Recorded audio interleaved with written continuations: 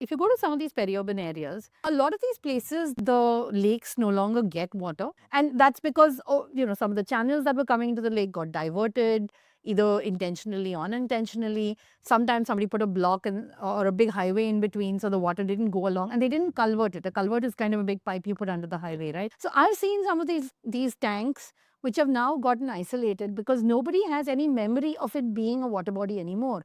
It just looks like a large piece of land which is just sitting there for developers to kind of encroach, right? So there is a process of like death by a million cuts that happens to many of these lakes. Now, of course, if you take a peri-urban area and then it starts urbanizing, now suddenly when it's urbanizing, runoff increases again because, you're concretizing everything. There's no place for the water to soak in the entire landscape. It all starts coming in. So suddenly you have these tanks which are either encroached and now they're flooding, or these tanks which have now become isolated. And we have tanks of this kind as well in Bangalore.